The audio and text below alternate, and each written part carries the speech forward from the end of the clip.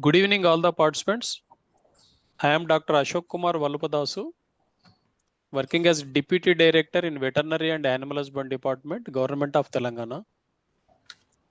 I welcome all of you for the webinar series organized by Sathyazerograzing exclusively on sheep and goats. This webinar is organized under the heading of CLIFS, that is Continuing Learning Intensive Farming Skills. Today is World Rabies Day. So every year on September 28th, World Rabies Day is organized.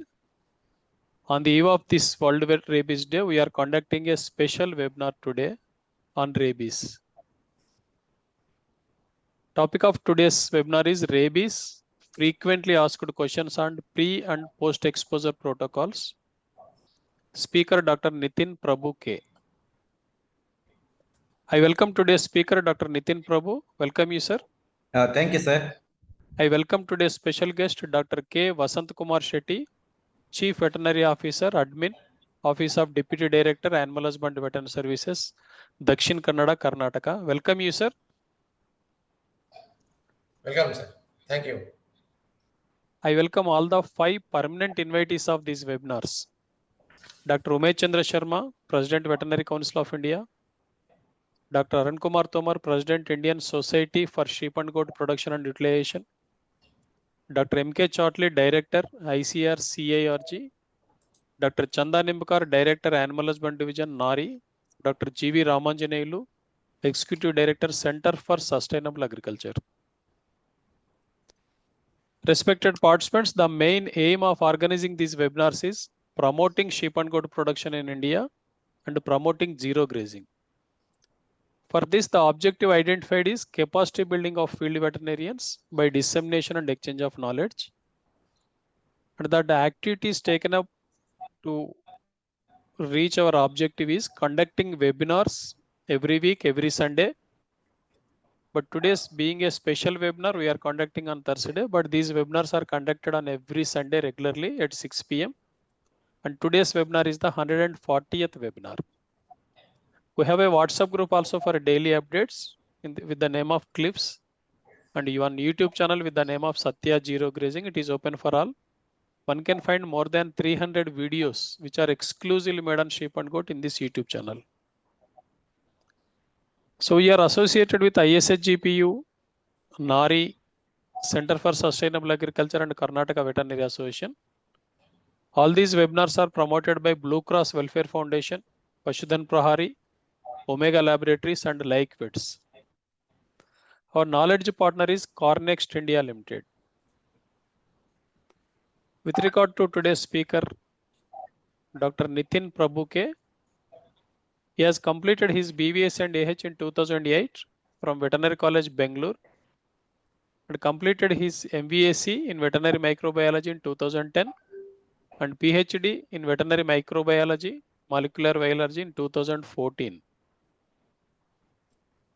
Presently, he is working as Veterinary Officer in Department of Animal Husbandry and Veterinary Sciences at Sulia since 2014 and as Assistant Director in charge of Department of Animal Husbandry and Veterinary Services since 2020.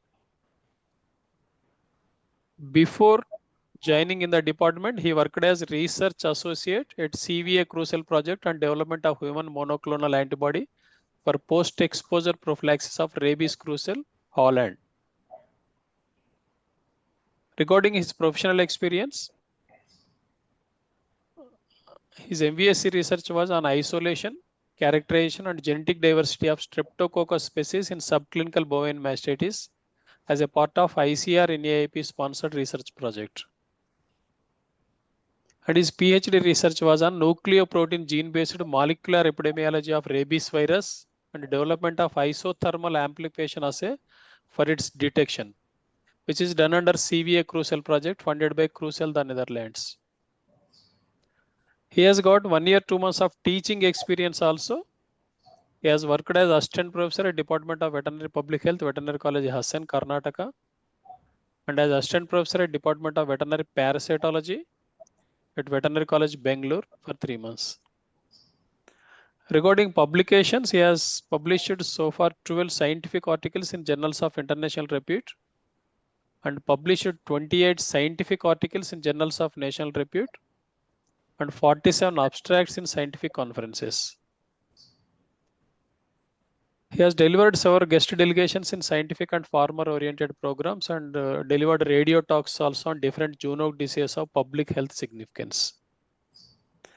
Regarding honors and awards, he has received 7 research awards and received 1 Young Scientist Award for doctoral research and 2 service awards. And above all, he has delivered 1 lecture last year on same day, that is on 28th September, on the World Rabies Day. The topic was Rabies in sheep and goats, facts and field perspective. This video recording is available in YouTube channel Sathyazerograzing. One can watch the YouTube channel for his previous webinar lecture. This is in brief about today's speaker, sir. Now I request today's special guest Dr. K. Vasant Kumar Shetty, Chief Veterinary Officer Admin, Office of Deputy Director, Animal Husbandry and Veterinary Services, Dakshin Kannada, Karnataka. I request you, sir, to kindly address our participants. Over to you, sir. Yes. Good evening, everybody, and welcome to all for this webinar series. Already he introduced me. I am Dr. Vasant Kumar Shetty. I did my BVSc and MUSc before 1996. So I have worked in the field last 26 years. So out of that, 8 years as a scientist in IHDB Bangalore and 2 years as a disease investigation officer in poultry. So I am very much thankful to Sathyazerograzing firm for select me as a guest in this webinar series. I am very proud about you, sir. I have seen your all this work you have done, and you are all. I heard some issues from even Dr. Nitin also. Sir, as we all know, if you open a book regarding rabies, we can read there is maximum dog bite in India and maximum death in India. So we are all give a lot of lectures about rabies and their pre-exposure or post-exposure things to vets or para-vets or publics or farmers, anything. So soon after our lectures, so many questions are coming according to their situations, field situations, so many scenarios. So many issues were coming. So as a vet, we are also ambiguous about some questions. We are not able to answer some questions, definitely. So in this context, I think today, as a 28th of September, the Rabies, International Day of Rabies. So I think it is relevant, and you have chosen a right person to deliver a lecture, Dr. Nitin Prabhu. So totally, sir, this is Rabies Zero program. That is a global strategy to control rabies. So by 2030, the death should be zero. By the human death should be zero by dog-mediated rabies. So that is their strategy. So to begin with, we, as a department of veterinary services, government of Karnataka, we have already started mass vaccinating our canine population. From this year, we have purchased many vaccines, many doses of vaccines. We already started. So probably 2030, we can achieve that goal, definitely. So finally, about Dr. Nitin Prabhu, I think you have read about his background and all. Sir, actually, he is an asset for our department. Though he has done PhD, he has chosen our department to work. He is a down to earth as a personality. He has got tremendous practical knowledge. That is very important. Yes. And he has a lot of urge to deliver to the society also. So that is a rare combination, rare chemistry. So definitely for us, for Dakshina Kannada, he is a model vet. I think I am very much again thankful to Sathyazerograzing, Sir Dr. Ashok Kumar sir also. Definitely in future days, I will be with you. I will definitely, I have seen some of your videos. Definitely, it's very interesting. I'll definitely I will be with you, and I can, if it is possible, I will contribute to your sheep and goat also. So whatever today we are telling about rabies, it is relevant to sheep and goat also. Same thing. So definitely, so it will be helpful to the farmers also, even vets also. That's all, sir. It is over to you. Thank you, sir. Thank you very much for accepting the invitation and for participating in the webinar. Now Thank I you, sir. request today's speaker, sir, Dr. Nitin Prabhu, to share his presentation. Over to you, sir. Yes, sir. Thank you. Please make it full screen, sir. Yeah, I am just doing it, sir. Yeah, now you can see, sir. Yes, please continue. Once again, I thank Sathyazerograzing for inviting me to deliver a lecture. Today's topic is going to be, very, it's like a rapid fire questions. So another 40 to 45 minutes or so, I'll be just bombarding questions to me. These questions are not by me, it is from you all participants. Those questions received by the participants to Dr. Ashok sir or Sathyazerograzing.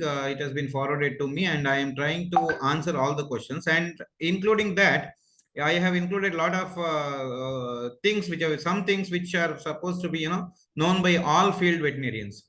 I always feel that we veterinarians are the most precious things about precious part of our society, and rabies is one such thing wherein without veterinarians the disease cannot be controlled. So today's topic, webinar number 140 by Sathyazerograzing, is rabies frequently asked questions on pre and post exposure prophylaxis.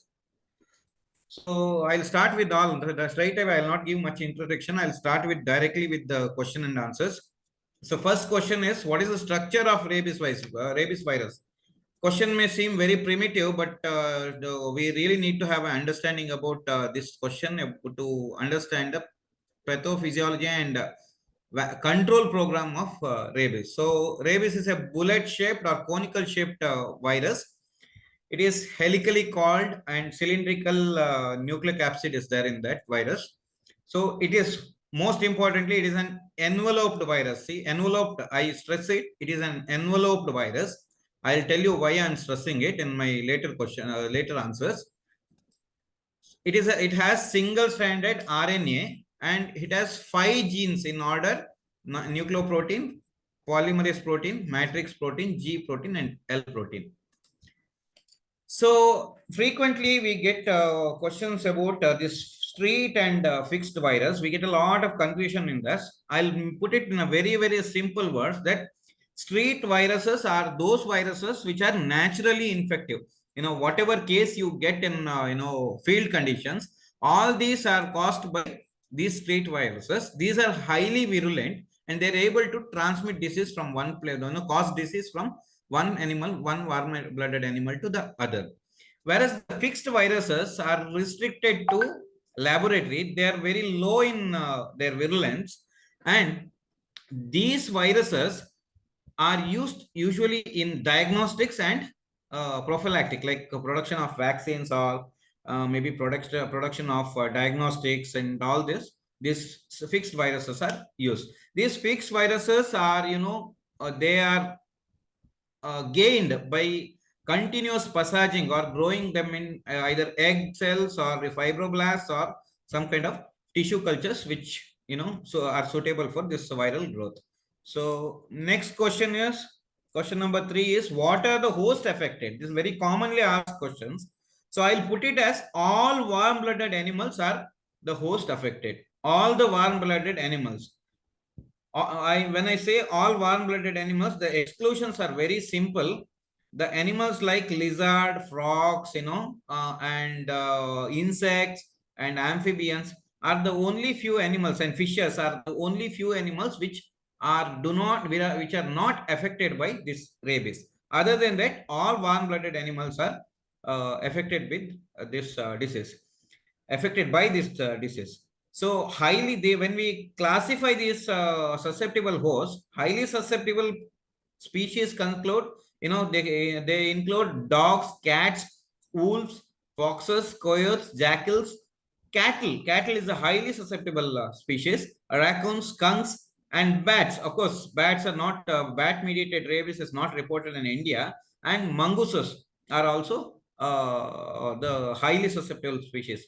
Whereas the moderately susceptible species include ferrets, primates, monkeys, chimpanzees, and all these primates are moderately susceptible.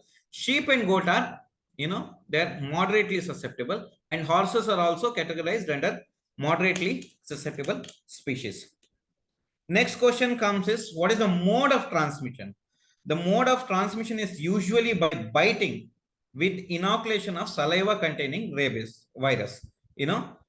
Only I will stress this point, biting and inoculation of saliva containing the virus is the only mode of transmission, and large majority of cases occur after dog bites. It accounts to about 95 to 96 97%. In fact, 97% of the cases are reported by the dog bite. And other route of transmissions, they're very rare, when accidentally or unknowingly cornea or solid organs are transplanted into a human patient.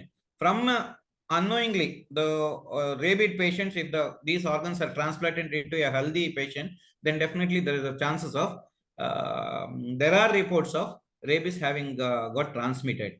And aerosol transmission in such places where there are a lot of bats in a cave, and people go into that, and if there are vampire bats which harbor this virus, which are reservoirs of this virus, and in such cases, but this case is totally ruled out in India. And the most important questions we always pose is ingestion of infected tissue or milk.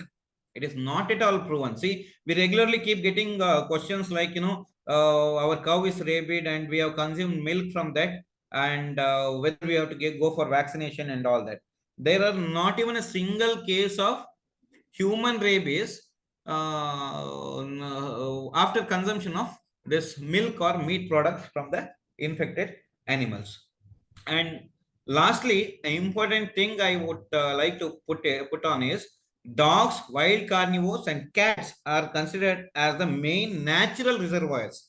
When I say natural reservoir, why I am stressing this again is, when I say natural reservoirs, these reservoirs are the ones which pick up the virus, and they suffer from the disease, and they die of the disease, and they can transmit disease.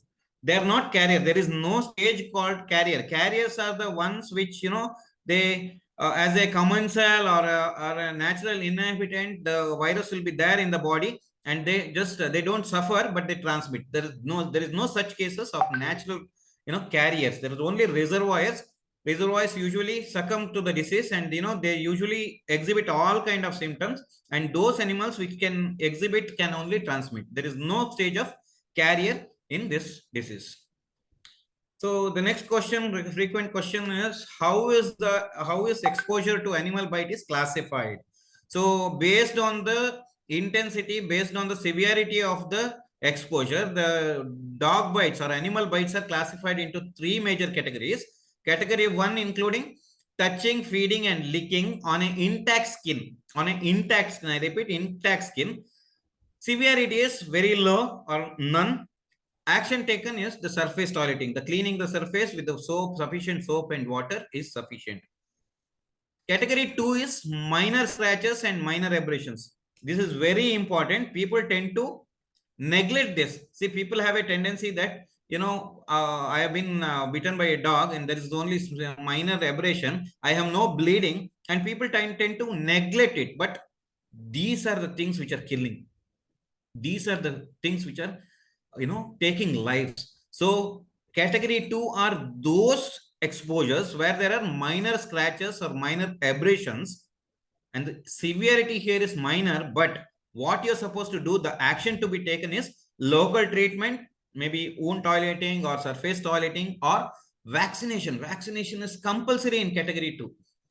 But majority of people, they tend to neglect this particular this thing, that again they're under apprehension that when there is no bleeding, whereas then there is no contact to the blood, the disease that doesn't get transferred. No, these are to be taken much care of. The category 3 exposures, which are, we always know that, when there is a dog bite, there'll be a transdermal penetration, or there will be a bleeding. When there is a broken skin, a licks on the broken skin, or saliva or licks on the mucous membrane, these are very, very severely to be taken very, very seriously. And the action to be taken is local treatment, vaccination, and wherever required, immunoglobulin therapy is must. So these are the three categories of classifications of, the animal bite exposures. So what are the most dangerous sites of bite? People usually ask, what are the most dangerous? If I'm bitten at head, whether it is dangerous. If I am bitten at toe, is it dangerous? Or if I am bitten at a very muscular area, it is, is it dangerous? All the bites are equally dangerous if it is from a rabid dog. And in theory, head, neck, eyes, and face, when there is a very close proximity to the brain, these are very dangerous, followed by hands and genitalia, where there is a much innervation, where there is a much nerve supply. These are the areas where usually it is more dangerous. Next question is whether unprovoked bites are dangerous than provoked bites.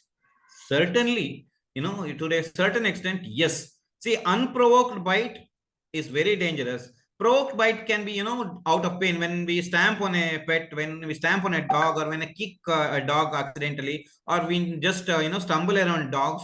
And when we cause some pain to the dogs, we maybe a veterinarian giving a vaccination or giving an injection, they'll be causing a little amount of pain to the pet, and pet in turn will bite you. And this is called as provoked bite. Yes, in provoked bite, in majority of the cases, the animal may not be rabid. It is biting you with the, because of the pain that is caused. But unprovoked bite, definitely it will give a lot of things to think about.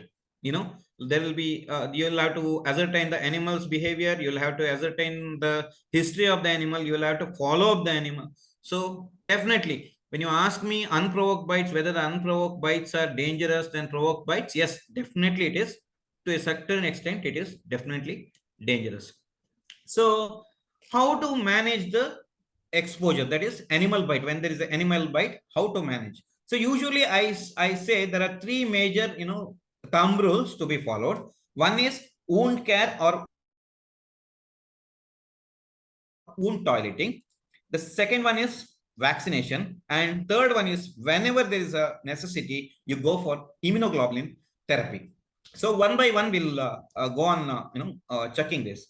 What is wound toileting? Usually, it is commonly called as wound toileting. People may seem, very odd to hear it. But what is wound toileting? Wound toileting includes flushing the wound with running tap water. People definitely, sometimes I've been getting questions like, whether you have to use a salt water or a lukewarm water, or a, you have to use a filter water or RO water or bottled water. No, it is just running tap water.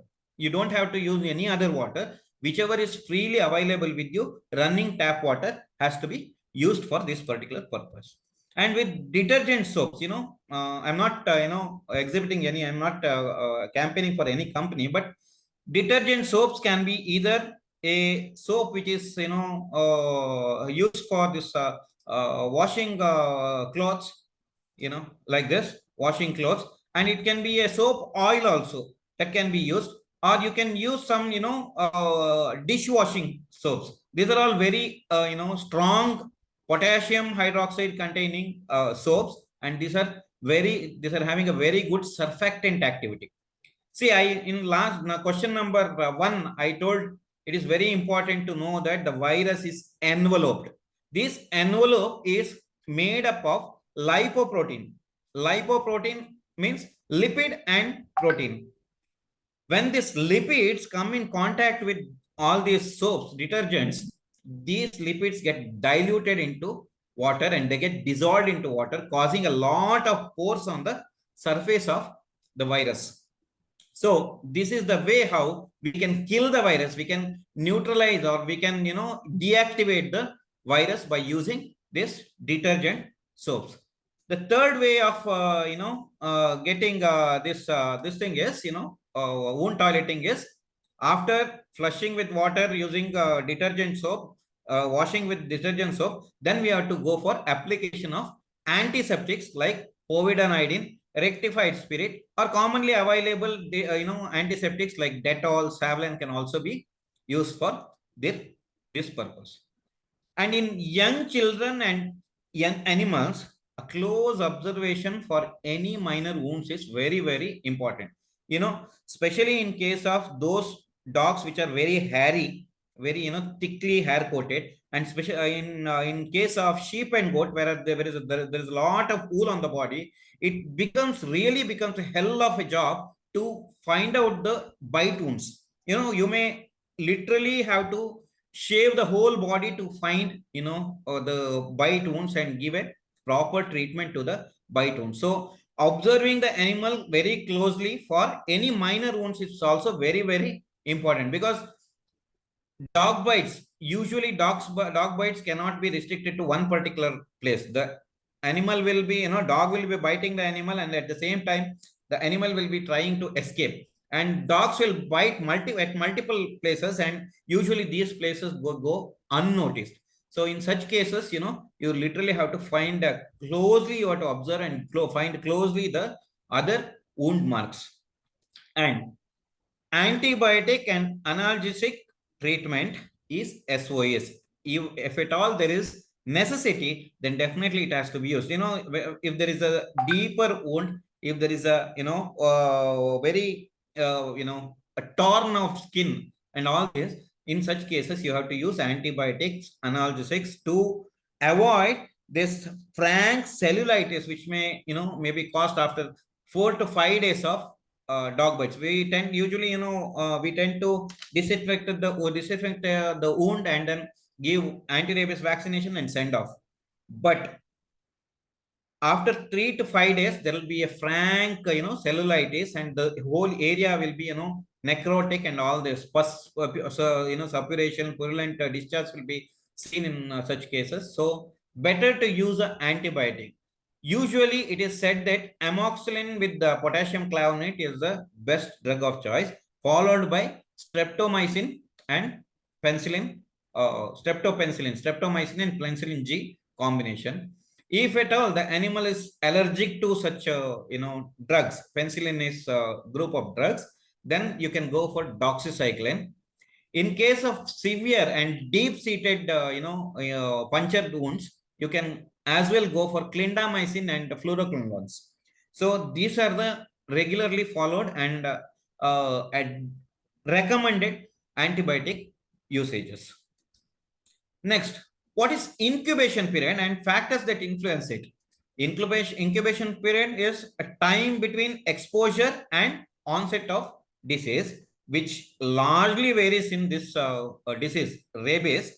The factors includes usually the viral load, the amount of virus having got deposited into the wound, and virulence of the virus, and also it also depends on site of the bite, severity of the bite, route of exposure, and all these factors. Site, if the site is very close, we have seen that if the animal is bitten on nose or head, especially large animals like cattle, sheep, and goat, if they're bitten close to the brain, like on face and muzzle and all that, usually the vaccination fails. And severity, if the multiple bites, and I already told you there are a lot of bite marks on the body, and we tend to miss some of them, and even a single bite can be very dangerous. So all these factors usually influence the incubation period. And host age, the younger and geriatric patients are more prone for disease. They get the disease faster, and the immunity level of the patient is when compromised, or when it is not fully developed, then the disease can have a very short incubation period. So next question is, how many days after rabid dog bite the rabies symptoms appear in dogs?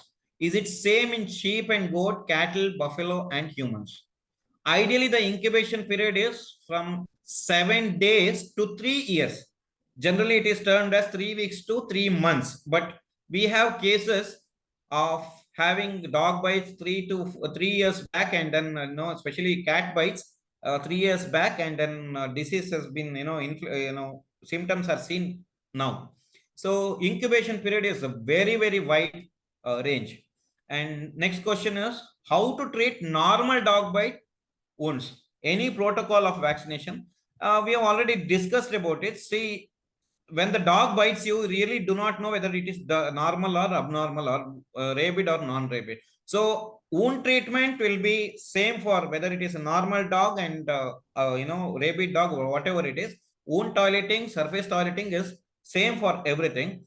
Protocol, yes. Then we may have to take a call on based on the history of the dog, whether the dog is perfectly vaccinated, if the dog is not in contact with any other dogs, and if the dog is not having any kind of neurological symptoms, then definitely you may take a call on vaccination. Then question number 13, even a small injury or scratch or a bite from a rabid dog requires post-exposure prophylaxis. Yes, it falls on category 2. The person who has asked it, he has mentioned it perfectly that from a rabid dog, definitely if it is a rabid dog, no other go, you have to go for vaccination. This is what I was explaining. Category 2 exposures like small injuries, scratches, bites from a any dog for that matter, they're usually neglected, they're not taken care of, and these are the things which cause disease. When there is a severe bite, when there is a puncture wound, when there is a tear of skin, definitely people will run to the hospital. But in such cases, category 2, people will tend to neglect this category. So just it falls in category 2. You definitely have to go for post-exposure vaccination. Question number 14 is there any proven traditional ethno-veterinary practices for treatment of rabies affected dogs or humans? No, definitely there is no. Whatever 3 steps I told, wound washing, vaccination, and wherever required immunoglobulins, these are the only proven methodologies to control or treat control the disease. Once the disease is proven to be seen in a patient, once a patient is positive for rabies, that is dead end. There are very few patients who have died.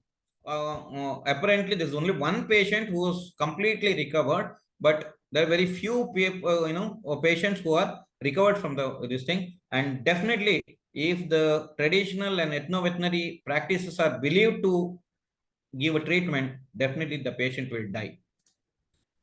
If already vaccinated dog or a human is bitten by rabid dog, what is the protocol?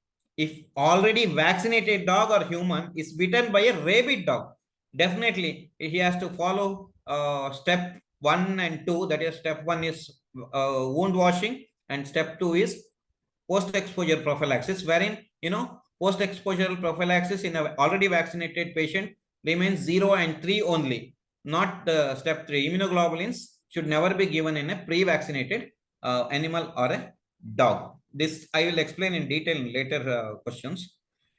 Next question commonly asked, is suturing or bandaging is recommended?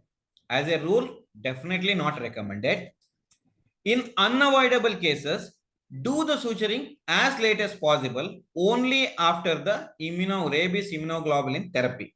The suturing, when there is no, you cannot avoid suturing, then you have to do it as late as possible, only once the immunoglobulin therapy is completed.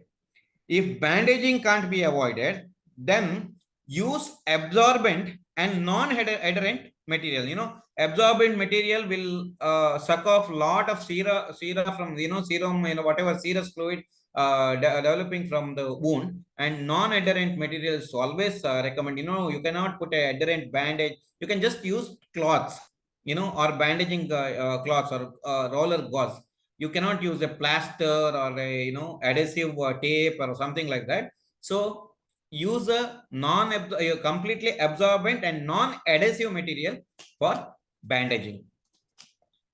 Is washing so essential? Yes, I have explained sufficiently about this. How to manage large bleeding wounds? With large bleeding wounds, again, copious amount of water and to be used, and avoid suturing as much as possible. If at all avoid unavoidable circumstances, when there is an artery bleeding or a major vein is bleeding, then definitely you will have to use a minimal number of sutures as possible, because these sutures will insert the virus deeper into the tissue where there is, we cannot treat it with the immunoglobulins or something like that. So suturing will cause insertion or administration of the virus into deeper tissues. So avoid this thing, and you can use pressure bandaging for certain extent till the bleeding stops, and then again you have to open it up. How to manage wounds treated with household medicines? Yes, this is a commonly encountered problem. When you have a dog bite case, commonly what people do is they try, when there's a small bleeding also, even as minor bleeding also, people tend to get very scared, and they usually think that it is an emergency. So what they do is they put whatever materials available in their they whatever materials they think that it is antiseptic, like turmeric, like coffee powder, like household materials, like some ethno-veterinary preparations, everything will be pasted on the wound to stop bleeding. Then the patient will be brought to the hospital. In such cases, you have to thoroughly wash the household medicines, whatever been used, and then start with step number 1, washing, with detergent and application of antiseptics, and then go for vaccination. Is antibiotic treatment essential for animal bites? Yes, for certain extents, when there are deeper bites, I have sufficiently explained this. Antibiotics are sometimes useful. What are the rabies vaccines available in India? So these are very broad questions. I have categorized it in 2 groups. The most of the animal rabies vaccines available in India are tissue cultured vaccines. They are grown on baby hamster kidney cell line 21, that is BHK21 cell lines. And animal vaccines, there are 3 major types of animal vaccines. That is purified vero cell cultured rabies vaccine, that is called as PVRV, and purified chick embryo cell cultured vaccine, that is PCECV. And third category is G protein based subunit vaccines. Nevertheless, all these vaccines are killed vaccine. None of these vaccines have live rabies virus in it. We have to remember it. None of these vaccines are having live rabies virus. Sometimes we get questions like, I have accidentally pricked my finger with, my body with the, while I was vaccinating animal with rabies vaccine. Is there any, problem? So all this. So we should understand, throughout the globe, it is recommended that all the rabies vaccines are supposed to be killed vaccines. So now, post-exposure prophylaxis intramuscular administration. There are 2 types of post-exposure prophylaxis with regards to rabies vaccines, or 2 types of vaccines with regards to 2 types of routes of administration with regards to rabies vaccine. One is intramuscular and other one is intradermal. These vaccines are same.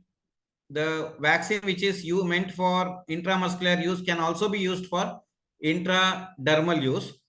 So, but the regimen, it changes.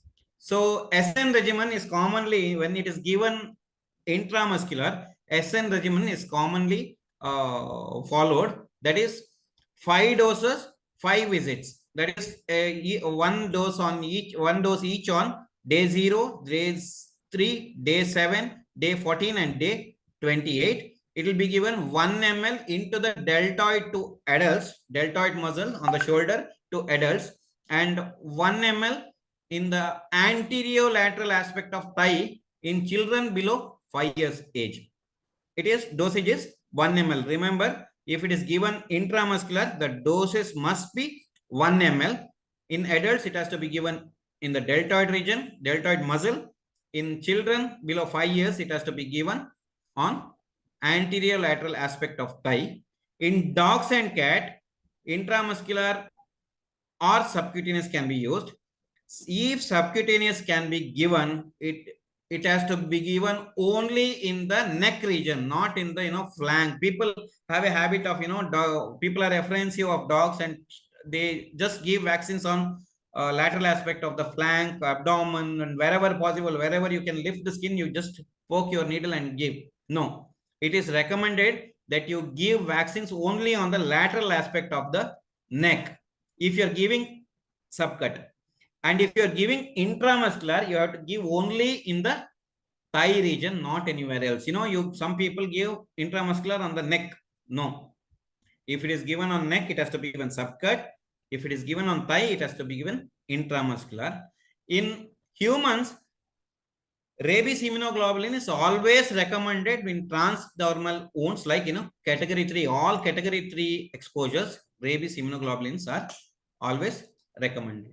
In 2018, the modified Thai Red Cross regimen was recommended by WHO, and it has been adopted in India of late. It is 2 sites for 4 days, 8 doses and 4 visits. Like, there is no vaccination on day 14. There is no vaccination on day 14. You will receive 2 intradermal shots on both deltoid region, intradermal shot of 0.1 ml each into both deltoid on day 0, day 3, day 7 and day 28. There is no vaccination on day 14. It is only 8 doses, 2 doses on each day of 0 day, 3rd day, 7th day and 28th day. So simple it is. If it is given intramuscular, it is to be given for 5 days post exposure. If it is given intradermal, it is to be given only on 4 days. That is on 0, 3, 7 and 28. There is no intradermal vaccination on day 14. And again, rigs are always recommended in transdermal wounds. And in dogs and cats, intradermal vaccination is yet to be proved. That is not, still under laboratory investigations. How do you confirm? How do you confirm injections are given properly? Intradermal injections are given properly. You can see 2 blebs here. When the injection is given, if the bleb will be similar to those blebs which are formed after a mosquito bite. So if the bleb is formed, then only you are sure that you have got intradermal vaccinations right. If the bleb is not seen, you are you're pretty sure that the vaccine has got subcutaneous, which will not give you much protection. So whenever you're giving a vaccination or whenever you're receiving a vaccination, then definitely you have to make sure that you see these blebs. Only and only if you get these blebs, your vaccination route of administration is very, very perfect. So have you ever wondered why this, 0, 3, 7, 14, 28 and all this very, very awkward looking vaccination procedure, which is seen only in rabies. You do not find this kind of awkward, regimen in any other diseases.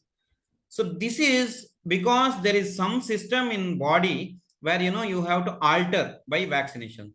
So usually what happens is on a primary exposure, primary vaccination, when you give an antigen for the first time into the body, usually the first antibody to be synthesized is IgM. IgM is a pentamer. It is a molecule containing 5 immunoglobulins molecules which is bound together. Okay, so this is having a very big molecular size and it is very, very bigger in size, which cannot penetrate deeper into the musculature and which cannot, be seen in the peripheral tissue. But the encounter is usually happens only in the peripheral tissue. We need an antibody response in the peripheral tissue. So what can be done?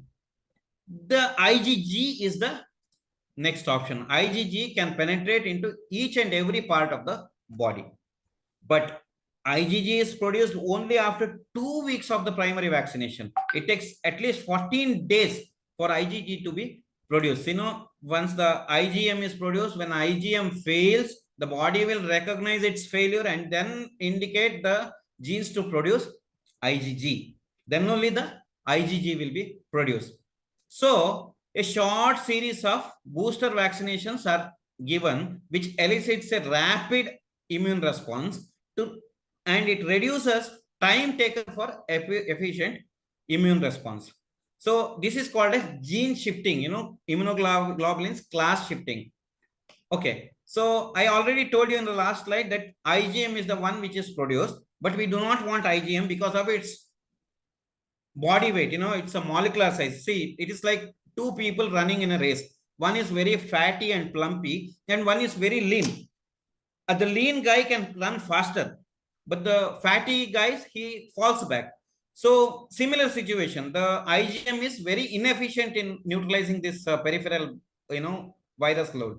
So we want IgG, a very thin molecular structure. So what we do is, we cause just gene class switching. I'll explain it in a very simple way. These immunoglobulins are produced in plasma cells. One of the B cells, one of the lymphocytes in the body, they secrete these immunoglobulins. These immunoglobulins are nothing but proteins. These proteins are synthesized from a DNA which is located in the plasma cell. In the plasma cell, the genes are located in this particular series. Initially, the IgM gene will be there. That is why when first time the body is encountered with the antigen, it will produce IgM.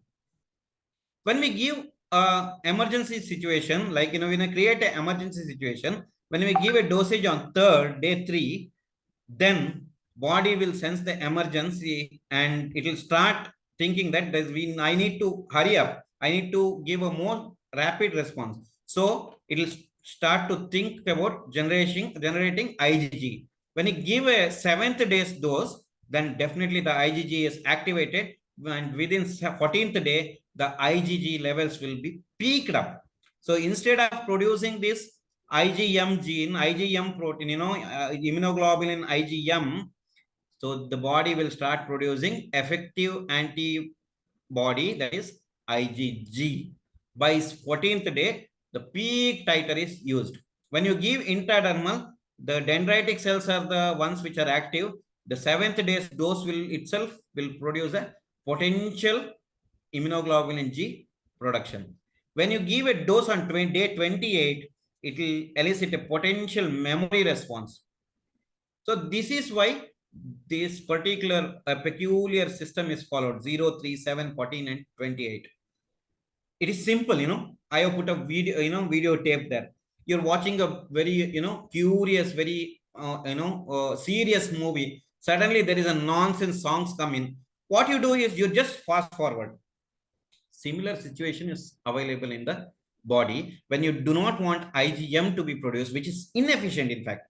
So you want an efficient, very small molecular sized immunoglobulin G. So you create an emergency situation in the body, and then the body starts developing IgG. So this is why this particular, no other disease requires so much of emergency or so much of urgency in production of immunoglobulins. And this is why this particular awkward looking regimen is seen in the rabies disease only. So who are the most risky persons for rabies? Or I'll put it in other ways, who are supposed to receive regular vaccinations? Every year, who are the people who are supposed to receive vaccinations? So veterinarians, we need to get every year, we are supposed to get vaccinations. Para-veterinarians, our staff, definitely they are supposed to undergo vaccinations. Postmen, usually these postmen are commonly encountered with dogs. These people, courier boys, food delivery boys, these are the people who regularly visit different houses and they come across different dogs and they encounter dog bites. So these people are supposed to get vaccinated every year. And animal handlers and NGO volunteers are the people who are supposed to get vaccinated every year. So now next question is, what is the pre-exposure prophylaxis regimen? So pre-exposure is, before you come across, before you get exposed to rabies. See, I am new to the profession. I told you, all veterinarians, para-veterinarians, if at all you have never got vaccinated and this is the first time you are getting vaccinated, this is the regimen you are supposed to follow, irrespective of whether it is IM or ID, intradermal or intramuscular. So you have to get a vaccination on day 0, day 7, and the third dose is on day 21 or 28. You can shift between 21 and 28. So 3 initial doses are supposed to be given. That is on day 0, day 7, day 21 or 28, and followed by a annual booster. If at all, see, people like me who regularly receive vaccinations, I regularly take up my vaccination every year. So in such cases, if I am bitten by a dog or rabid dog, so initially what I'll do, I'll just wash my wound properly, wound toileting. I'll take care of the wound properly as I advised earlier. And then I'll be receiving only 2 doses of vaccine, that is on day 0 and day 3. Re-exposure. Already vaccinated, already immunized dog or a human being receiving a dog bite, and we will be receiving only 2 doses of vaccination, and there is no need for immunoglobulin therapy in already vaccinated patients. The immunity will, the memory response will be very strong, and within a span of 3 days you will reach high amount of antibody titer. So there is no need for immunoglobulin therapy in re-exposures. Next question is, can the route of administration change during the course of vaccination? No, definitely. If you have started receiving an intradermal vaccine, you have to complete the whole course only with the intradermal vaccine. If you have started the course with the intramuscular vaccine, you cannot change it to intradermal. You have to continue it only with the intramuscular. So route of administration cannot be changed. You have to receive the same vaccination. Next, can the type or brand of the vaccination change? So I usually, in animals, it is not a serious problem because we have a similar type of vaccines. In humans, we have purified vero cells, we have purified chick-embryo fibroblast based vaccine, and we have subunit vaccine. Can you change the brand? No. Whatever vaccine you have received on the day 1, day 0, same thing has to be continued on day 3, day 7, day 14, and day 28. Do not change. See, people usually, these 2 problems are seen in frequent travelers. See, maybe I am working in Sulya. I have got vaccination done in Sulya today. Here it is intradermal vaccination available. I go to some other place where there is no intradermal, only intramuscular is available. Then you cannot change. So you have to plan accordingly. So you have to plan your travel plans or whatever plans you are doing. So you have to plan accordingly and receive the same vaccination with same route of administration. You cannot change the vaccine and route of administration. So immunoglobulin therapy, there are usually 2 types of immunoglobulins. One is equine rabies immunoglobulins that are called as ERIGs, and another is HRIGs. HRIGs are human rabies immunoglobulins. So these are the two things which are available. So HRIGs and ERIGs. And these immunoglobulins, if it is equine rabies immunoglobulins, it has to be given at the rate of 40 international units per kg body weight. 40 international unit per kg body weight. If it is human rabies immunoglobulins, it has to be given only at 20 immunoglobulins, that is 50% of equine rigs, 20 international units per kg body weight. And these are to be given only in and around the wound.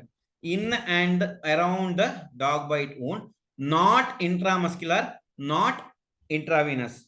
People, I have come across people receiving vaccines, they are bitten on the hand.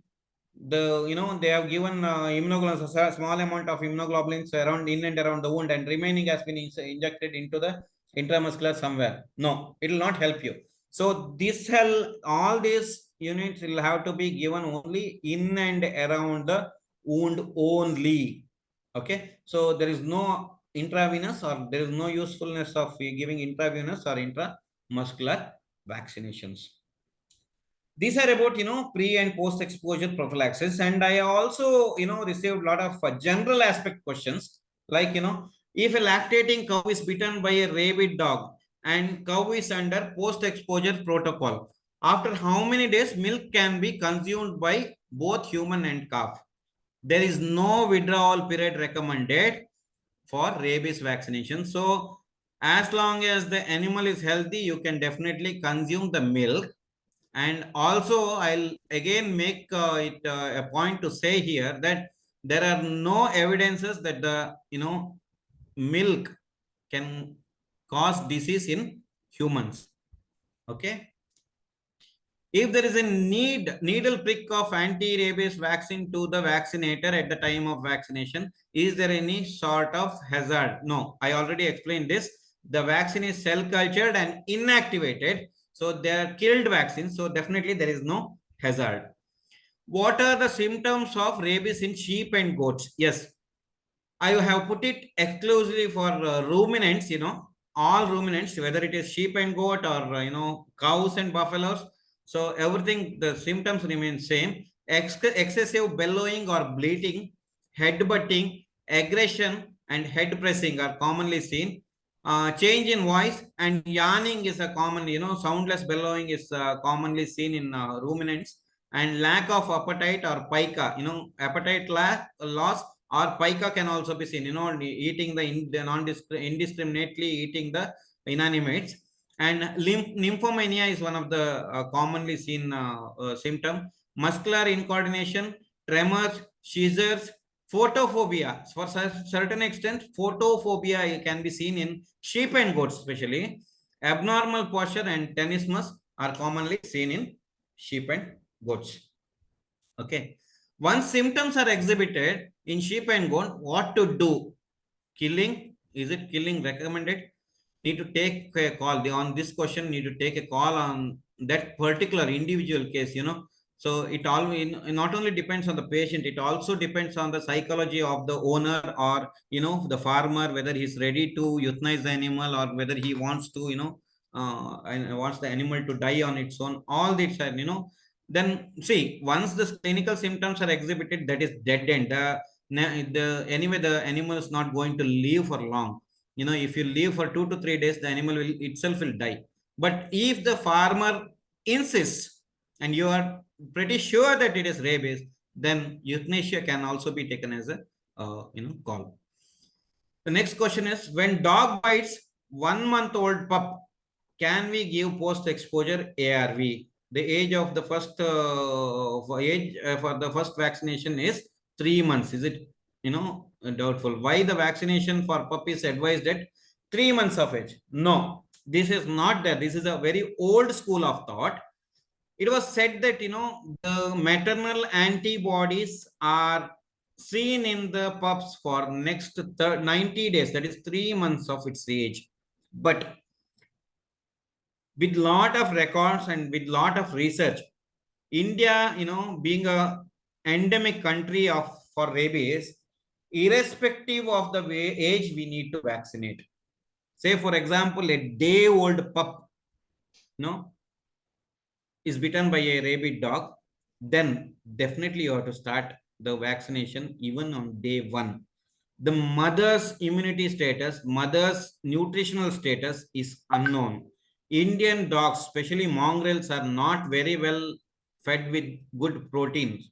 Unless there is a protein supplement, the immunity cannot be, immunoglobulins cannot be produced to the extent which is desired. So it is recommended that in endemic countries like India, irrespective of the age, we need to vaccinate.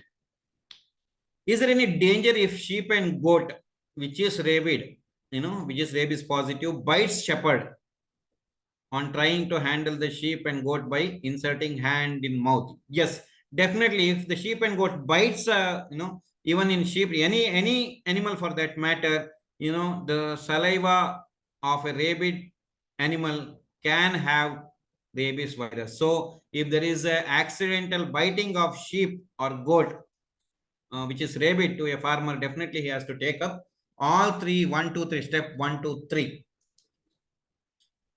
Washing immediately bite wounds thoroughly with lukewarm water mixed with the common salt and washing soda or washing soap is primary treatment. Is it the primary treatment? And anti-rabies vaccination, the second action? Yes, I have already explained this. Washing with running tap water need not have, salt and all that, washing soda, whatever it is. Running tap water is very, very essential, and followed by a rabies vaccination is very much essential in controlling the disease. What will happen if the rabid dog bitten animal does not receive any post exposure ARV but wash the wound, the bite wound, wash the bite wound with lukewarm water or common salt water, whatever it is? So is there any chance of getting rabies? Definitely it has chances of getting, because the washing will reduce only 50 to 90% of the viral load.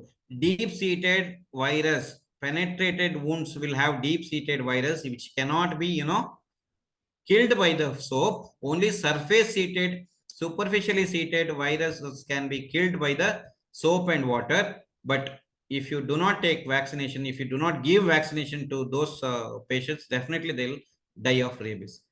Is preventive vaccination in large animal with ARV advised? How many doses? How effective they are? Yes, in risk prone areas, it is advised that preventive vaccination at 0, 7, and 21 or 28, as I already explained you, pre-exposure 0, 7, and 21 or 28 is essential for large animals also.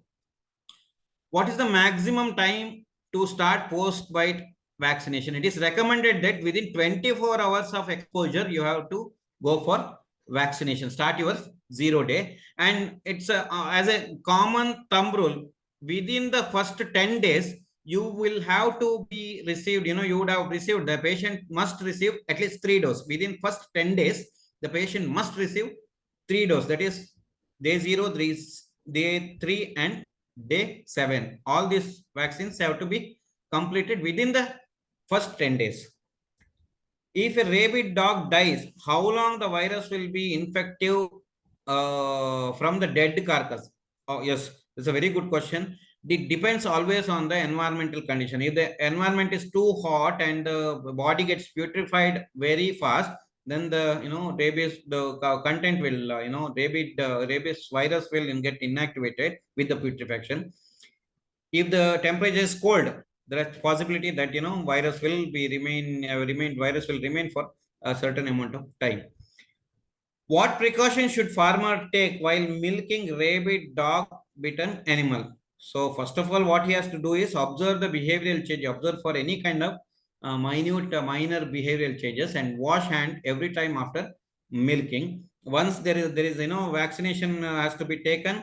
The vaccination has to be post-exposure prophylaxis has to be taken up. The post-exposure prophylaxis even in large animals are very, very effective. So it has to be taken up and then observe for any kind of behavioral change. So rabies virus is secreted. Is rabies virus is secreted in milk?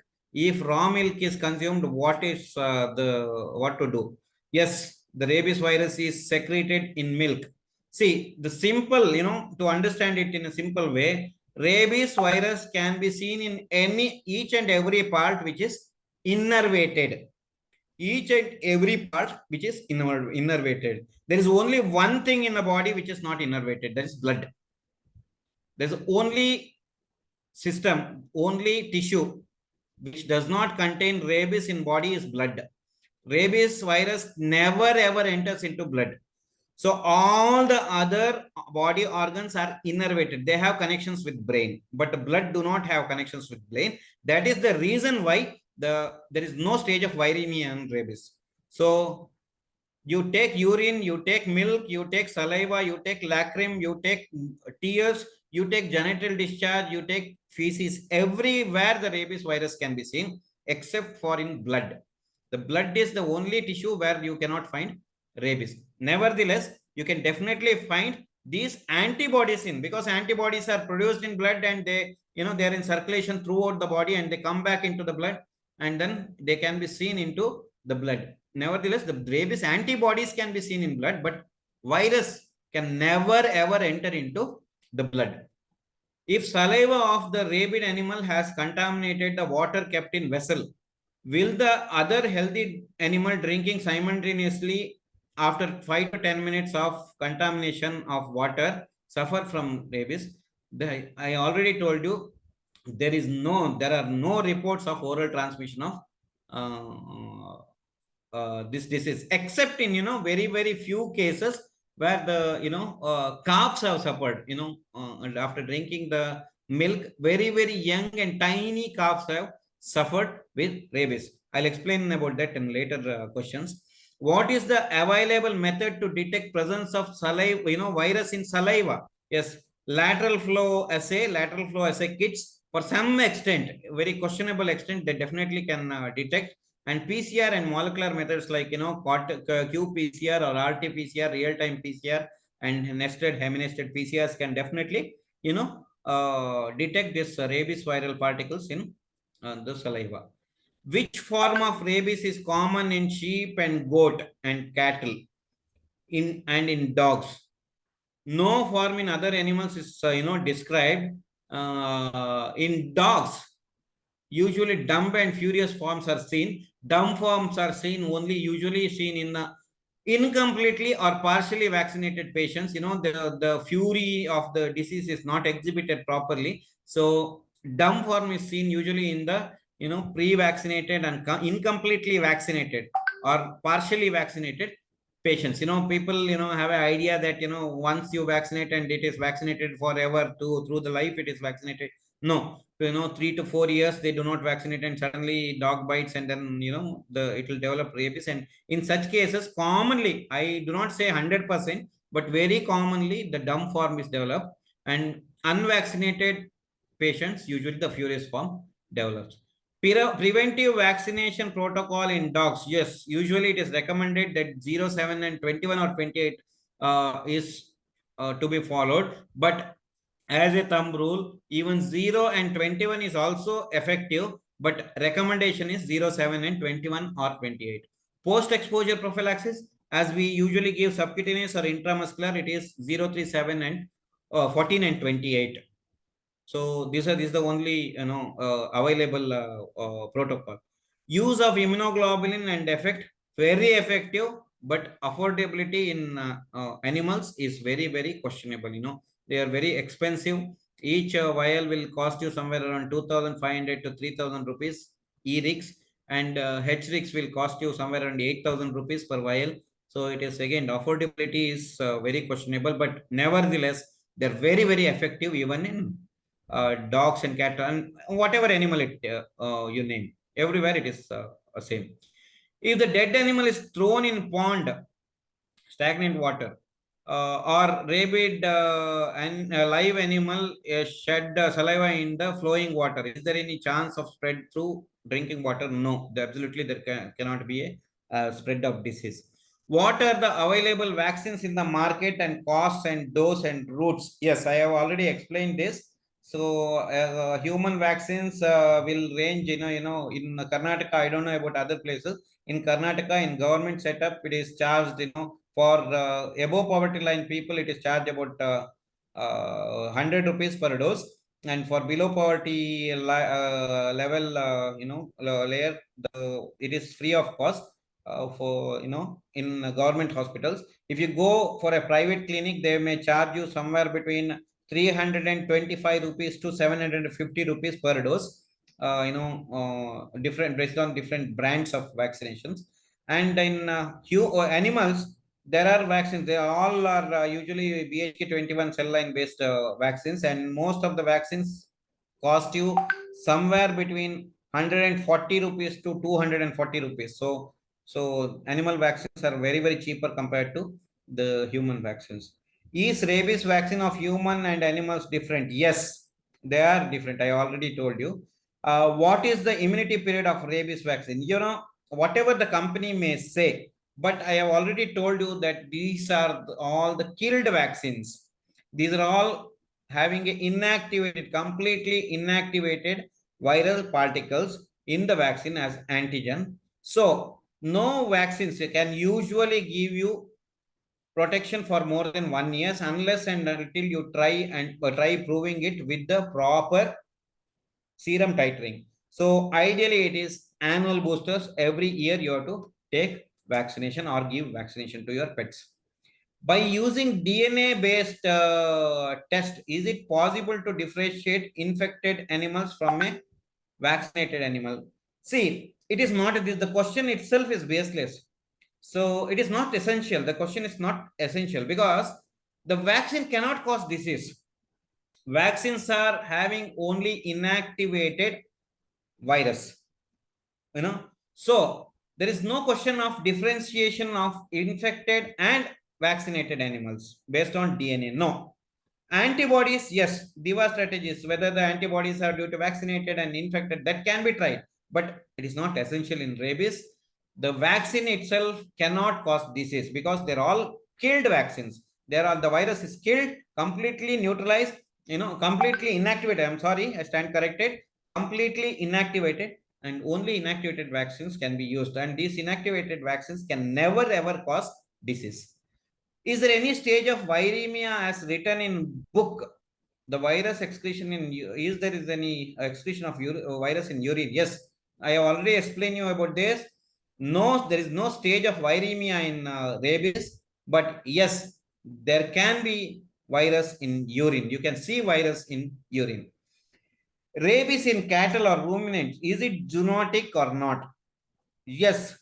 So the question was, whether you have encountered. See, what happens is commonly our fellow veterinarians or field staff or para-veterinarians, they tend to confuse these rabies cases for chokes. There will be a lot of profuse salivation and all that. There will be, the animal will be gasping for breath and all that. We tend to think that is a case of bloat, and we insert our hands into the oral cavity of the animal. If it is up to that, fine. We try to meddle and the animal tries to bite us and we get an injury. Definitely in such cases, if saliva is come in contact with your hands, definitely it is very, very, very, very dangerous. You have to go for complete step 1, 2, 3. Is saliva of rabies, rabid affected sheep is infectious? Yes, it is infectious. If rabid sheep bites shepherds, is it dangerous? Yes, I have explained this. Will rabies affected sheep and goat abort? Not essentially, not necessarily, but there's no link between rabies virus and abortion. The rabies virus as such cannot cause abortion, but there'll be a lot of neurological changes. There'll be a lot of behavioral changes which may cause abortion. The rabid sheep or goat may jump, they may roll around, it can cause damage to itself, and these things can cause abortion, not the rabies virus. There's no relation between abortion and rabies. The rabies in cattle or ruminants, is it zoonotic or not? Yes, I have explained, this is repeated actually. Will affected sheep transmit rabies to other sheep in the flock by licking or biting? See, sheep do not have a biting habit on a general note, but I have seen a video of a goat which started biting after developing symptoms of rabies. So as in theoretically it is possible, but on a general note, on a general condition, it is not so. If a rabid affected human being bites another person, what will happen? Definitely the person was got bitten. If he doesn't take care of the wound, he'll get rabies. How rabies is transmitted from one infected animal to another animal? Yes, we have explained it very well. The interesting question is, only through saliva of rabid dog or from saliva of any other infected animals like cattle, buffalo, sheep and goat, or cat or rats? Yes. See, NCDC recommends vaccination against the rabies vaccination, suspected rabid animal bites against all the animals except for domestic rats. Domestic rats, which have not come across with any, cats which are rabid or dogs which are rabid or something like that. Against all the animal bites, it recommends vaccination. So saliva of all the rabid animals can be infective. Question number 64. Other than through saliva of rabid dogs, can it be transmitted from infected animal to healthy animal? See, other than saliva, I've already explained. Usually, so other than saliva, it is not possible unless there is mistakenly, by chance, by mistake, or unknowingly, the organs are transplanted. So, unless other than saliva, it is not possible. Is rabies transmitted from rabies affected human to other humans? No. So usually it is not. If yes, route of transmission as such doesn't happen unless there is a bite. So through organ transplantation and very rarely the bites can cause transmission of rabies from human to human. Normally it is considered that human to human transmission of rabies is not seen. Is rabies transmitted from rabies affected human to animals? Not reported yet. It is, if it is, what is the route of infection? It is not yet reported, and it is usually not possible. Is rabies transmitted by rabid dog scratching also? Yes, theoretically it is. Yes, I have already answered this. So there are some questions which are repeated. Intentionally, I have put it. Is rabies transmitted to human on ingestion of rabid, cow or buffalo's milk? Yes, there is no report, so it is not yet reported. See, the interesting question number 69, very interesting. Is rabies transmitted to rabid cattle and buffalo to suckling calves through milk? Yes, in very young calves, there are reports of rabies being transmitted from mother to young ones by milk, but mechanism is still unknown. Very young calves only. Adult calves very rarely we see. It is recommended unless there is a unknowingly there is a bite to the calf or something like that. So the mechanism is still unknown. Is annual vaccination required for field vets? Yes, definitely it is required. We come under a occupationally risk group, so we have to definitely go for annual vaccination. Is type of vaccine same for animals and humans? Shall we use the human ARV in animals and vice versa? No. Never use human vaccines to animals and animal vaccines to humans. They are completely differently manufactured. Is prophylactic dose of vaccine same for animals and humans? Prophylactic dose of vaccine same for animals and humans. So yes, I have by mistake I have put that no. It is yes. Prophylactic dose of vaccine is same, but irrespective of the species, the prophylactic dose remains same or vaccination dose remains same. If you take a small mouse, you have to inject 1 ml to that. You can take an elephant, you have to inject only 1 ml to that as prophylactic. So I am sorry, I put it as no. It is yes. For any species, irrespective of body weight, it is for all warm-blooded animals, the dosage remains same. Immunity period of human rabies vaccine and animal rabies vaccine, all are killed vaccines. So 1 year only it can give you protection. Question number 75. Is there any threat if postmortem conducted unknowingly on sheep and goat which is dead with rabies? No. If at all done, usually postmortem will be done with proper PPE kits. If it is done with the proper PPE without any wounds on the without causing any wounds on the for the person who does postmortem, definitely you can do postmortem, but you need to be very careful when you suspect it or unknowingly. If you do it, you have to for any postmortem you have to go very carefully, and you have to do it with the proper personal protective equipments. Intact skin contact with saliva of rabid dog or ingestion of saliva of rabid dog is dangerous, or can it cause disease? So it is category 1 exposure. Only surface toileting is needed on intact skin. Even if proper post-exposure prophylaxis is done after rabid dog bite, still deaths are noticed in calf. Why? So it always I have told it that immunity status of the animal in young animals, the immunity is not properly developed.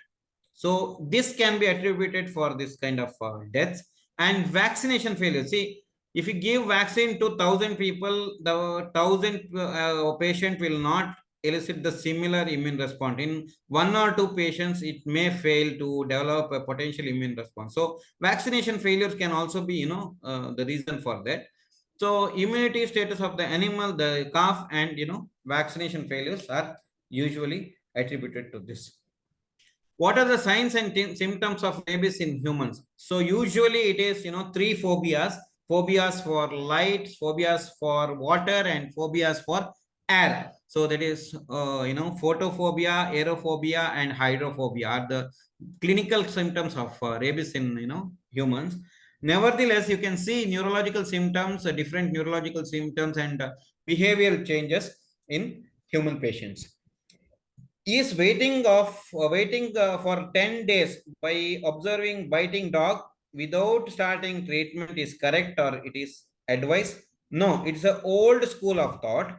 See, you have to start your first dose of vaccination post exposure prophylaxis on within 24 hours of the exposure.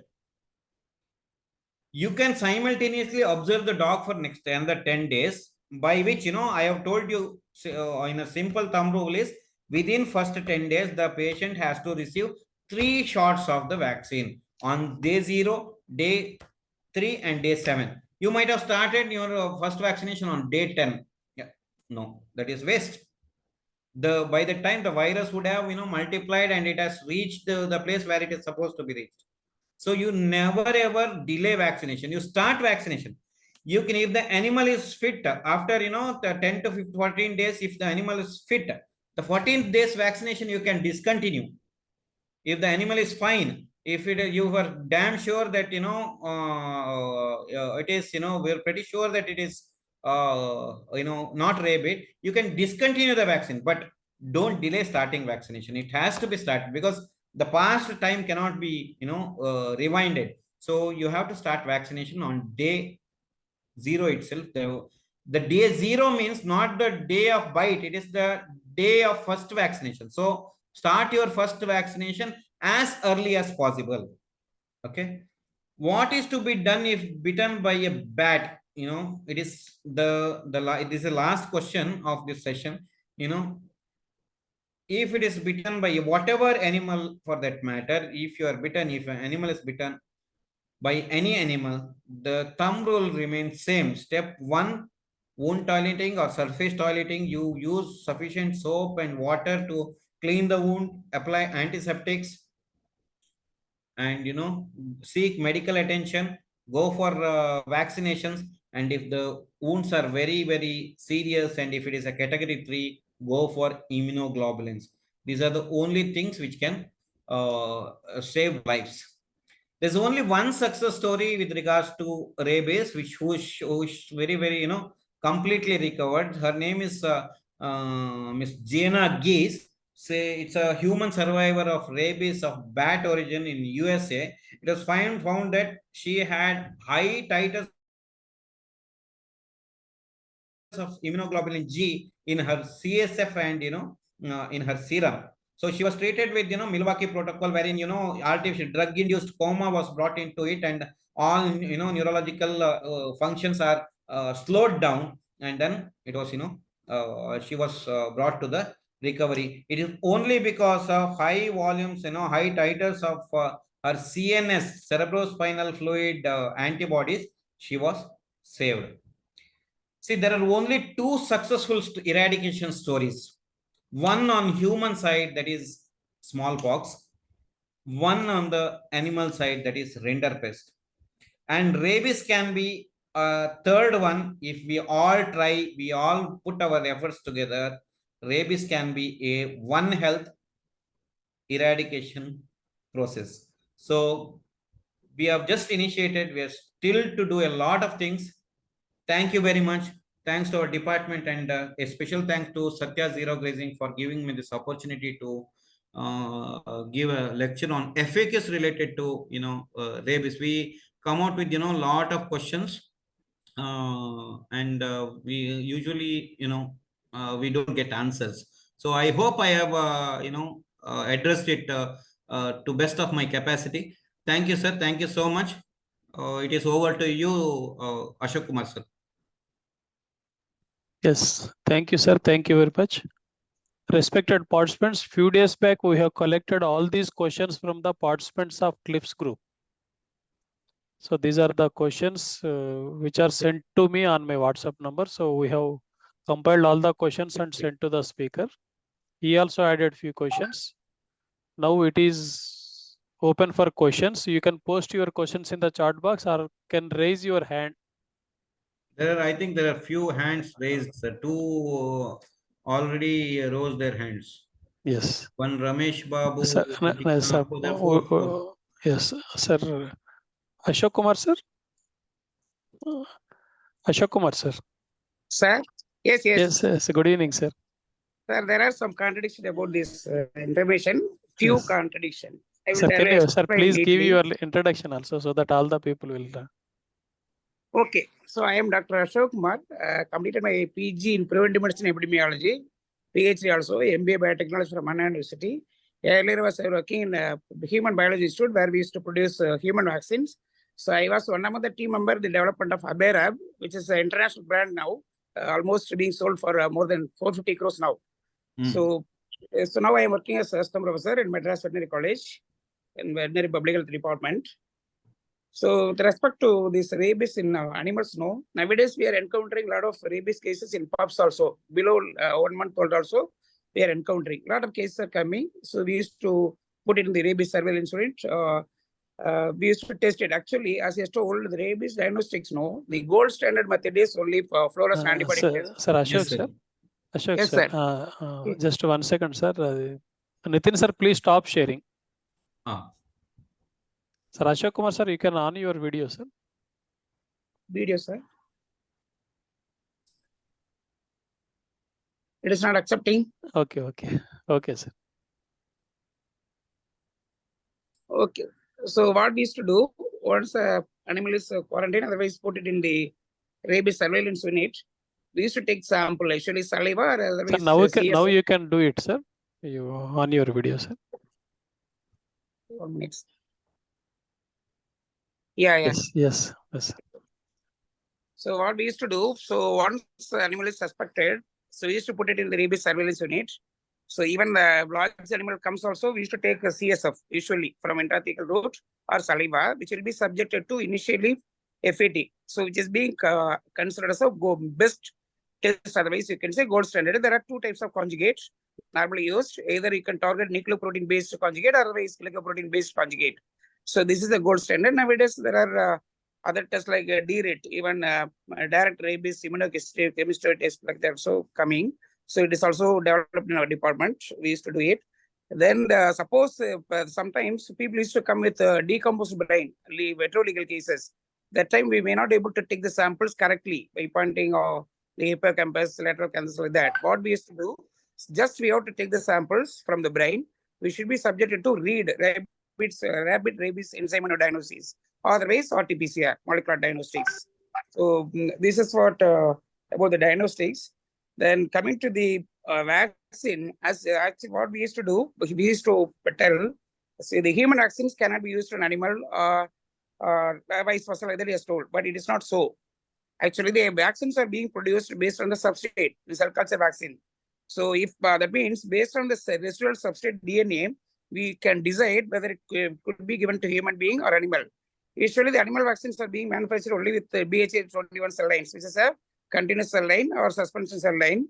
So, but which is having the tendency to produce tumorigenicity when it is administered. But actually, we cannot ensure that the residual DNA can be completely nil. Otherwise, there are certain standards based on the national regulatory authorities, or otherwise pharmacopoeial standard. With respect to Indian context, in human vaccines, we used to keep less than 500 picogram. Whereas if you want to pass in European Union or other developed countries, it should be less than 100 picogram. Whereas in case of animal vaccines, since we are using BHA, we cannot use the vaccine for human use. But human vaccine, no, we are using zero cell mostly as a substrate DNA, otherwise substrate, otherwise cell culture based vaccine. So we used to maintain always below 100 picogram as a residual DNA of zero cell. So this human vaccine can be used in animals, but the animal vaccine cannot be used in human beings. That is the case. Suppose if you have there are people who are having the capability to afford the vaccine, or human being, for suppose animal vaccine is not available. So people used to give, nothing will happen. Then with respect to intradermal administration, what we have to do, it's all purely based on the availability of adjuvants. If you use the algal kind of adjuvants, so those vaccines cannot be used for intradermal purpose. That is the thing. Actually, this intradermal vaccination study was carried out by me when I was studying postgraduate college. Non-adjuvanted vaccine got it specifically definition that comes for the good. But this with respect to human vaccines, so there won't be any. There are two types again. Even human also, in some of the countries, they used to produce liquid vaccine, which is being adjuvanted with algal, which cannot be used for intradermal purpose. Yes. But in India, we used to produce only thermos. That means a lifeless vaccine, which usually used to contain human albumin, maltose, sucrose as adjuvant. That means stabilizes. Nothing will happen. We can use it as is told. Only thing we have to ensure that the thiamersal's content should be kept very minimum. Otherwise, if you use thiamersal free vaccine for intradermal, it will be good. That is another aspect. Then with respect to immunoglobulin, whatever he said is correct. So this Eric immunoglobulin is available, but it cost is around only 650 rupees only. But there's in the Serum Institute of India, they are the pioneer in the development of debut immunoglobulin called Rabies. There is recombinant Rabies immunoglobulin. They are producing at the bulk, which is an international brand as of now. So I have tested that immunoglobulin. It was found to be excellent, giving excellent results, even human as well as animals. But cost was initially before launching the product to the market, they kept the cost around 8,900 like that. Oh. Then I spoke to actually that immunoglobulin was introduced at Chennai, a big hotel, where that means we are gone and attended the program. I requested the director to reduce the cost if at all we want to have the better presentation of our product to the people. Then what they did in the directorate, that means one of my colleagues, he was working with the immunologicals, so he is the deputy director over there. Then he discussed the matter with the director, and they brought down the cost to 2,000 rupees now. So it is almost considered to be cheap. So that is called that is being marketed in the name of Rabies Shield. So that 50 IU as well as 100 IUs are available. So even it can be purchased. It's available in the market now. Then with respect to eradication rabies, the problem actually other things are okay, but even the WHO 2018 already told even if you want to perform IM, even 4 doses are enough. 0, 3, 7, you can skip 14th day. So that 4th dose can be given between 21 to 28 at any point of time. That means previously they used to say that only 21 or 28. It is not so now. So the last dose can be given between 21 to 28. That means there is a gap of 7 days. So that 7 days grace period can be considered. Then with respect to immunoglobulin administration, so if immunoglobulin is not available, you can consider the immunoglobulin administration up to 7 days of bite. So that means if it is not available, otherwise best to give as quickly as possible. But even if you don't able to get it, it can be administered till 70 days. That means post 7-day bite, not that means after till 7th day of bite. Then the concept of 10 days, actually why people used to keep, usually suppose we have been bitten by unprovoked bite by the dog. Even when we go to the steed or something, usually the children below 15 years of age used to get this kind of bite. So they don't even disclose to the parents. That's most of the reason. This is the most of the reason where death is used to happen in India. So apart from other people, but this usually the virus will be excreted just before 7 days of showing the signs by the animals, especially in dogs. So suppose if you have been bitten by a dog, so if you observe the animal for 10 days, you can able to ensure yourself at the time of biting whether you might have got infiltrated with the virus or not. That is a concept. Usually that is a kind of prevent measure to ensure whether there is a chance to occur with the pathogen or not. So that's the reasons people used to go for observing the dog for 10 days. So, but you cannot stop the treatment procedure till it shows the clinical signs. Okay, but as quickly as possible, we have to initiate the treatment or therapeutic management. So with respect to eradication program, actually the Goa has achieved better results with the eradication. But only thing in other areas, even Tamil Nadu also, they have taken the Nilgiri district as a best example for eradication of rabies. Yes. But as far as my knowledge, unless otherwise we concentrate on improving the immunological pressure of herd immunity of Silvati cycle, or at least the ecological interface, it may be very difficult to eradicate the disease in India. So even though we could able to develop the herd immunity level or population immunity at domestic area. Thank you, sir. Thank you very much. Thank you, sir. Thank you, sir. Nitin, anything to say? No, sir. No, only thing is, I thank Dr. Ashok Kumar, sir, for his inputs. And, sir, I have something to discuss with you, sir. Okay. I will share sir's number. Sir is Yeah, also I'll get your number and, about that carcinogenicity. Yes. I was under the impression that, the beta propylactin, whatever is, being No, used. beta, that is the inactivation kinetics actually. Beta propylactin is the first order kinetics where you can able to inactivate the virus very fastly. No, it is. It So itself is BPL itself is carcinogenic, no, sir. Carcinogenic, Because but during the inactivation, it undergoes hydration and then it loses its. Yeah. That's the reason. So during inactivation, immediately after inactivation, no, we used to inactivate the antigen at 2 to 8 degrees Celsius. Yes. After that, so after adding BPL, what we used to do after inactivation time, we used to keep the antigen at 37 degrees Celsius. 37 degrees. Yes. If you keep it 37, it will be hydrolyzed. Yes.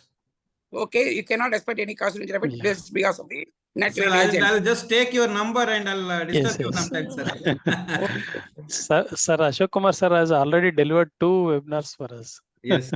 I will share his number. I have seen, sir. I have seen. Yes. Yeah, Mr. Ramesh Babu Tutika. Ramesh Babu. Sir, good evening. I am Dr. Ramesh, working as Assistant Director in Animal Husbandry Department, Telangana. Sir, my question is, usually in veterinary practice for dogs vaccination, pre-vaccination, it is said that below 90 days it should not be vaccinated. Yeah, you have said that as a post-bite, it can be vaccinated even on 0 day. That is first day of birth. But I mean to say pre-vaccination of pup. When can it be started? Thank you. Yes, sir. Say, sir, again, sir, pre or post-exposure prophylaxis, sir, I see. If, it always depends on your client, what type of client you have, whether the dog is dog which is brought to you is it is having a good ancestral, maybe mother is vaccinated properly, or, if the, maternal immunity attaining the receiving maternal immunity from the mother is, assured, then you can go wait up to 90 days, sir. But if the dog's pedigree history is not available, if it is a mongrel and it is a street dog, or it in a pup from a very weak bitch, then definitely you have to go for vaccination as early as possible. Because if these dogs, you don't know when they'll get get encountered to the bites. And it is recommended that if you're conducting a camp, say for example, as a government veterinarians, we regularly conduct camps, and some people get you very tiny pups. So I usually recommend, as per WHO the guidelines, I usually recommend them to get vaccinated irrespective of age. But if the pedigree history, the mother's health is known, the if the what you call the nutritional status of the mother is known, then you can wait up to 90 days and then go for vaccination. If nothing is known, go for vaccination right away. So I have one more doubt, sir. Yes, please, sir. Now the ABC program which is going on, it is said, it is recommended, guidelines is that once you have neutered or sprayed, it has to be vaccinated. Yes, sir. Only one vaccination is given for the dog and it is left in the field. And again, in the next year, it won't be vaccinated. How effective is the vaccination for the neutered or spayed dog? I completely agree with you, sir. But we should understand we are living in India. And, it is very, very, it's a Herculean job to, do ABC vaccination and catch hold of a dog and neuter it and, take care of it for about 2 to 3 days and leave it back on the same place. And these dogs, they're very, very clever that at the sight of you, next time it will be escaping from that place. And Goa, one of my friend, she was working in Dr. Gauri Ali, she was explaining their difficulties. At just the sight of the vehicle or with the sound of the vehicle, which dog catching vehicle, the dogs will explain, escape away. But something is better than nothing, sir. You're vaccinating the animal at least once in lifetime. See, it will at least get some kind of immunity. And there are we are under a process wherein new type of vaccines, and maybe oral vaccines and all these are being developed. They're under pipeline. So once these are developed, this kind of problems will solve. Of course, what you said is 100% true, but it is a practical problem. In India, it involves a lot of financial commitments. It involves a lot of policy commitments, everything in this thing. But as far as possible, catch, vaccinate, neuter and leave. And those animals which are neutered are identified either with the ear notches or something like that, usually with ear notches, and wherever possible recatch them and vaccinate and leave. This is the process. This is the guidelines. But it is very difficult to follow, but there are guidelines put on frame. Ramesh, Thank you, sir. Ramesh, try to find out a way for this. Thank you, sir. Sir, a few questions are posted in the chat box. I will Yes, read sir. out them quickly, sir. Yes, sir. Sir, why subcutaneous vaccine should be given only in the neck, not on flank? Any Sir, specific reason? it is said that it is said for as far as my practice is concerned, I relate this matter for a reason that the neck area is much less fat covered than other areas. Adipose deposition in the neck is very less compared to flank and other body parts. So that is one reason for this area preferred for subcutaneous vaccination. Whereas intramuscular vaccination, it is thigh. Always it is thigh, thick musculature, good immune response, good circulation there. So thigh is preferred. So only because of the fat deposition, it is recommended that you do it in the neck region. Sir, one question from Mr. Nirmal Patidar. How Yes, virus is transmitted into the body? Is it via blood or nerves? No, there is no stage of viremia. I already explained, sir. There is no stage of viremia. The virus will never ever be entering into the blood. It is only through neuronal, musculoskeletal system and neuromuscular junctions. Yes. Sir, one question, few questions from Mr. Sujan Purvet. Yes, sir. So, is milk a definite route for virus transmission from affected animal? No. If accidentally a healthy calf drinks from affected cow, will she She or he vaccinated? Yeah. Please must be read vaccinated yourself, sir. against the rabies. Yes, usually, I told you. So there is an unknown mechanism in very young calves. We very subtle see the disease. I cannot say in very young calves the disease is not seen. In very, very young calves, suckling calves, the disease is seen. So it is recommended that you go for vaccination. But definitely the farmer and the doctor should keep their fingers crossed. Sir, his third question. Please read yourself. Yes, sir. In field conditions, I failed to receive, revive lives of some rabies affected cows giving ARV post exposure. Why so? See, once the animal is affected, positive, once the animal shows clinical symptoms, that is dead end. You are not supposed, it is waste of time, money, and everything, investing on that. Once it shows clinical symptoms, that is dead end. You cannot revive. So it is waste of time and money and everything, manpower and everything. So next question is immunoglobulin therapy needed along with the post exposure profile ARV vaccine? Yes. If it is not previously vaccinated, the patient is not previously vaccinated, immunoglobulin therapy in category 2-3 exposures is compulsory. It has to be done. Sir, please send PPT. If the person got injury from nails of a non-vaccinated dog, is there any chance of rabies? Yes, it is a category 2 exposure. Definitely, it will have to be taken care very well. Sir, it is from non-vaccinated dog.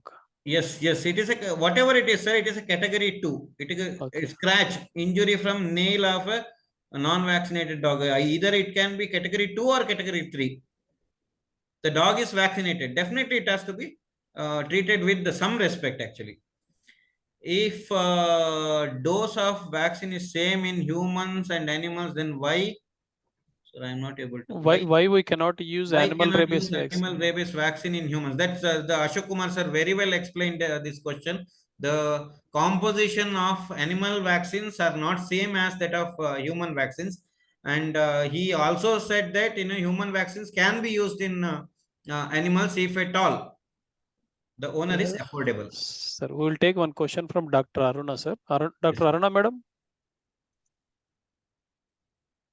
Dr. Aruna. Okay. Dr. Aruna, you are allowed to unmute your microphone. Yes. Please go ahead, sir.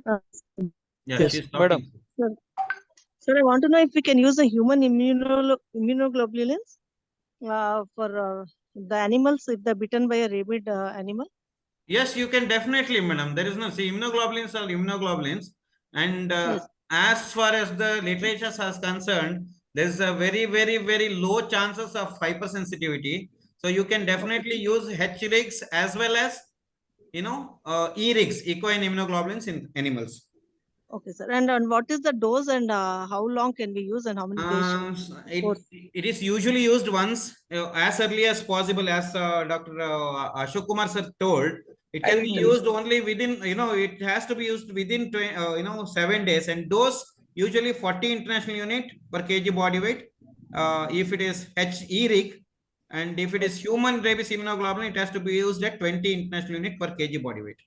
Sir, actually, if it is a recombinant rabies immunoglobulin, the dose is 3.33 IU per kg. Yes, 3.3. But recombinant, have you, studied about it, sir? Have you done any? Yes. I got actually 10 vials from Serum Institute. We have studied. Okay, sir. So they are recommending only 3.33 IU. Yeah, that I know, sir. Recombinant, I know.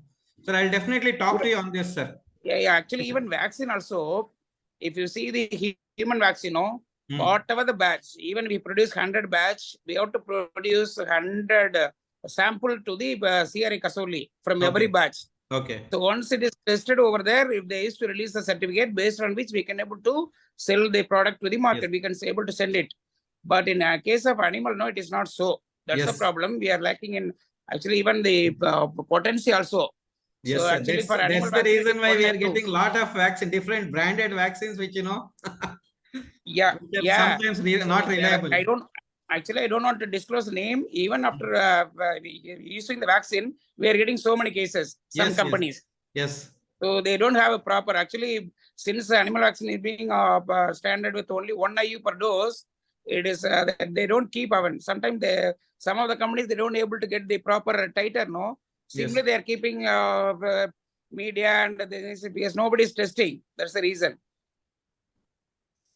Sir, Nitin sir.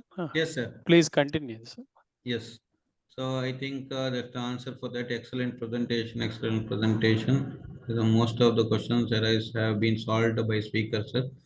A cow is bitten by a dog in the month of April, and it has calved recently. In its milk can be consumed by calf and human. Definitely, it is bitten in April. If at all it were to be rabid, it would have been developed rabies, unless it is a very extreme case of long incubation period. Definitely, that can be consumed now. M. Gauri Shankar, thank you so much for the sincere thanks. Organizer can presentation booklet form. Yes. Okay, that is you for you, sir. Sir, I think there is one booklet on frequently asked question on rabies, which is Yes. published by World Health Organization. There is one good book published by Indian Immunologicals also, sir. Yes, yes. Which is authored But by Dr. by B. adding few more Yes, questions, so we can M.K. get it done in Sudarshan, that. sir. And then one book, that is very relevant to Indian context actually. World Health Organization, I have gone through that book. It is relevant to the global global context. But this book, I have it somewhere here. I'll just show it. Yeah, I think you can see this. This is FAQs on rabies. This is published by Indian Immunologicals, I think. Yes, Human Biological Institute. That's a part of Indian Immunologicals. So you can see the logo here. It is good. I have got a lot of information from this also. So this is very relevant in terms of Indian context actually. Yes, sir. Dr. Raidu, sir. Dr. Raidu, sir, please unmute your microphone, sir.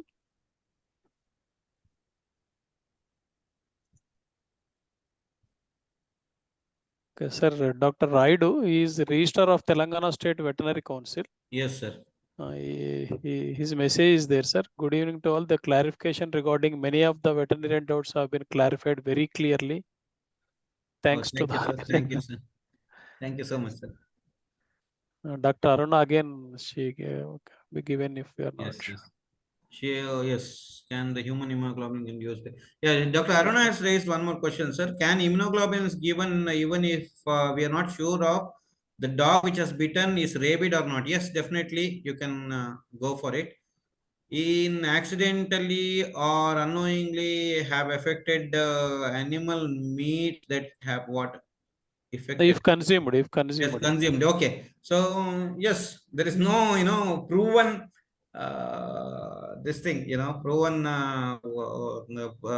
transmission of disease through oral route. Okay. So yes, please share Dr. Ashok number to us also, sir. Yes, sir. You are on demand, sir. Ashok, sir, you are on demand. No, she is asking about Manikam sir number. Yes. Okay. Very informative and relevant. Okay. Dr. Subramaniam sir is there. Virus is end host in bovines. Yes. See, bovines are considered to be the dead end host. Cows are considered to be dead end host because of transmission. Because this dead end host concept is in terms of transmission cycle. Because bovines do not bite, they are termed as dead end hosts. There's no other thing, there's nothing more about it. So because they do not bite, they are considered as dead end hosts. But nevertheless, if you injure yourself in the oral cavity of cow, you can definitely get it. Dead end host doesn't assure you of not getting disease from the saliva of cow. Okay. If there is no virus in blood, how virus is shed through in urine? See, your urinary bladder and kidney is connected with the brain and nervous system. So it transmits through urine, through nervous system to urine and in this thing. So make sure that I will put it wherever there is innervation, the virus can be seen. Wherever nerve travels, the innervation can be seen. This is the only reason for you are not finding the virus in blood is not innervated. So this is why it is not seen. Is intradermal vaccine is commonly practiced? Yes. Nowadays, Abairab, as Dr. Ashok sir said, it is very commonly seen. Without brand name, it is coming.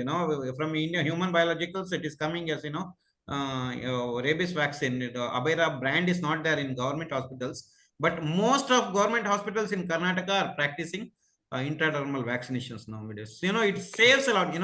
In one dose of vaccine, which is given IM, you can vaccinate 5 people, at a time. So that is how it is useful. So most of people use intradermal. Post-bite vaccination should be given subcutaneous or intramuscular.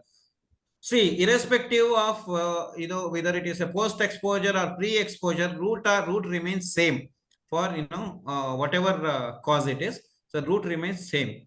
So you can give if it is in dogs, you can give subcutaneous in the neck region and intramuscular in the thigh region. Is there any vertical transmission from dam to young animals? Yes, it can be actually. This thing, this thing is uterus is innervated. It can be, but again, it is a question, matter of chance. All the calves from rabid mothers are not rabid. So we have seen patients, the animal has died of rabies. The calf simply recently she has calved 3 to 4 days after she was diagnosed positive for rabies and she died, but the calf lives. So it is a matter of chance. It is not 100%. Sir, any guidelines protocol is available for post-exposure vaccination in dogs or livestock? Generally, vaccination is done according to SN or Zagreb schedule, which is guidelines available for human. I couldn't find any recommendation protocol by OHE or OHA, whether other than isolation and prevention of animals. No, there are no recommended vaccination protocols for animals. We are simply following the human guidelines and getting success. Okay, there are no, see, animals, that's again, I'll put it in little sentimental, give a sentimental touch to it. See, we are living in India. We care for, we care for the value of life of animals, and that is why we are, implementing the same things into the animal, and we are getting, definitely we are getting success in that. But unlike in other countries, in other countries, what they do is they test and slaughter is the commonly available modalities of controlling of many animal diseases, but it is not, followable in India. So you have to follow that human vaccination schedule, and then you get some definitely you'll get success. So some farmers asking, is it safe to consume milk in cow? Okay, cow bitten by dog. This I have answered, sir. Is there any chance You of can repeat the answer once again. Yeah, yes, definitely. There is no this chance of getting disease from consuming milk from a dog-bitten animals. Is there any chance of rabies transmission through contact of saliva to eye? Definitely, yes. You have to take care of that. Salivary contact to eye can, definitely lead you to the disease.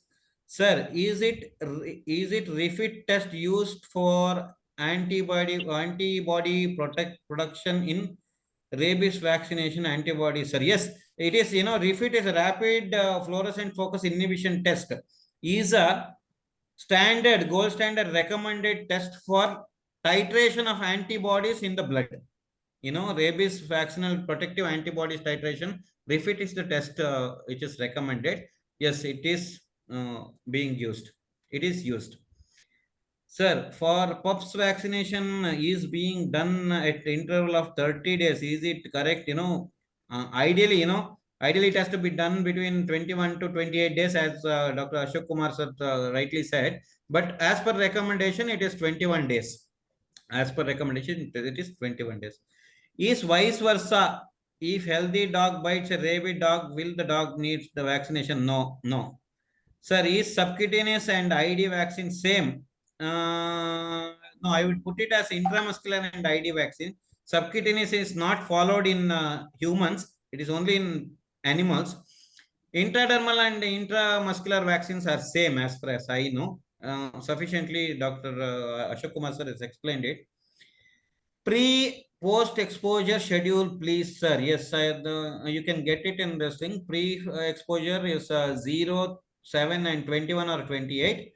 Post exposure is depending upon what vaccine you use. It is 0, 3, 7, 14, 28 if you use intramuscular, 0, 3, 7, and 28 if you're using a intradermal.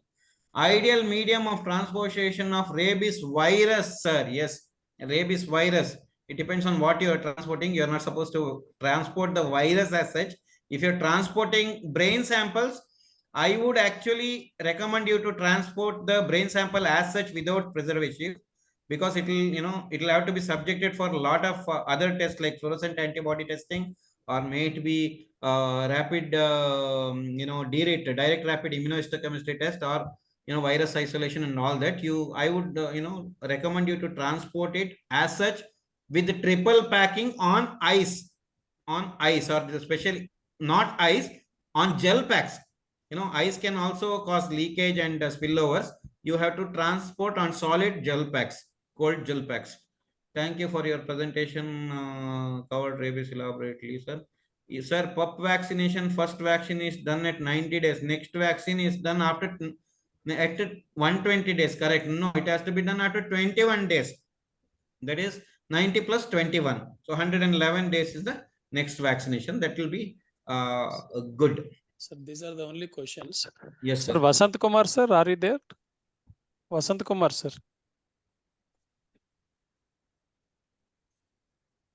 I don't think he is there, but he is online. Yes, he is there, I think. Yes, sir.